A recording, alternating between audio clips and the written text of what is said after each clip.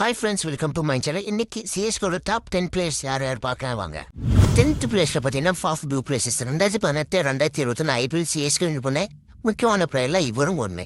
2021 IPL பண்ண சம்பவம் நான் சொல்லி தரணும் அவசியம் இல்லை. 2018 குவாலிஃபயர் அகைன்ஸ்ட் எஸ்ஆர்எச் சிஎஸ்கே 92 கேள்வி தரமற்றும் போது தலைவன் தான் சம்பவம் பண்ணி குவாலிஃபயர் வின் பண்ணி ஃபைனலுக்கு கூட்டு போயிட்டு இருந்தா போல.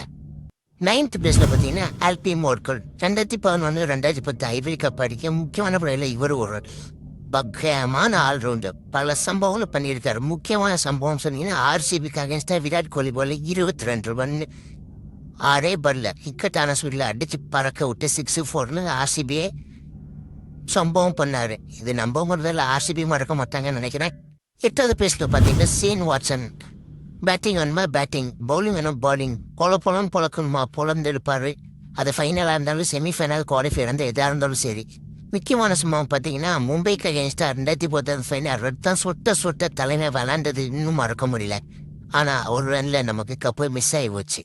7th பிளேஸில் பார்த்தீங்கன்னா நம்ம கேப்டன் ருத்ராஜ் கெய்க்வாட் இனிஷியலாக டீமில் இருக்கும்போது 2-3 மேட்ச் நல்லா பர்ஃபார்ம் இல்லை. அதுக்கப்புறம் ஒரு ருத்ர தாண்ட வாடினா பாருங்க தலைமை.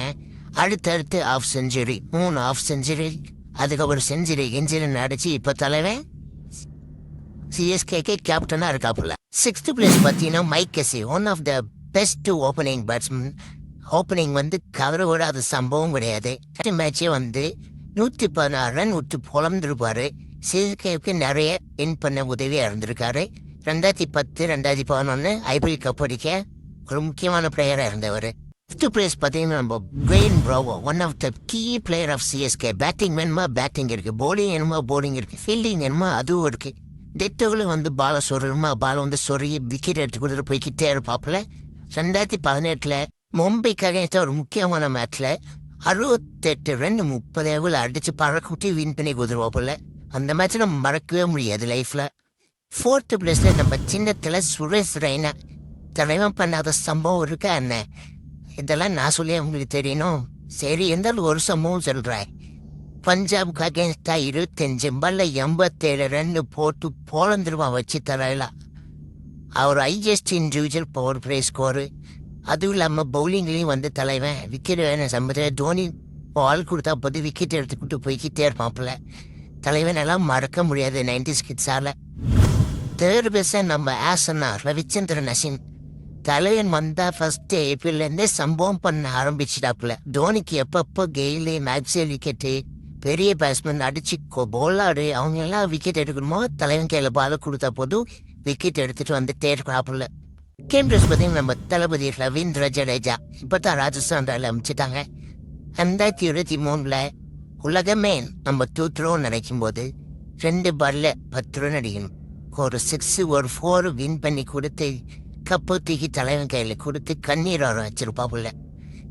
அவர் பண்ண சம்பவம்லாம் நான் சொல்லி உங்களுக்கு தெரிய வேண்டியது அவசியம் இல்லை. Bowling fielding bullet throw CSK வெற்றிக்கு ஒரு பெரிய பில்லராக இருந்திருக்காரு. 1st பிளேஸில் எம்எஸ் தோனி. அதாவது நம்ம தலை பண்ண சம்பவமே கிடையாதுங்க. இவ்வளோ வருஷம் சிஎஸ்கே விளையாடி 5 கப்பு அடிச்சு கொடுத்து இக்கட்டான சூழ்நிலை வந்து மேட்சை ஃபினிஷ் பண்ணி பஞ்சாப் புலராக வந்து அடிப்பான் பாருங்க. இர்ஃபான் பதான் பாலில் அடிச்சுட்டு மூஞ்சில் குத்திட்டு போகக்குள்ள அதெல்லாம் மறக்க முடியுமா? சரி, தலைவருக்கு இதுதான் லாஸ்ட் சீசன்.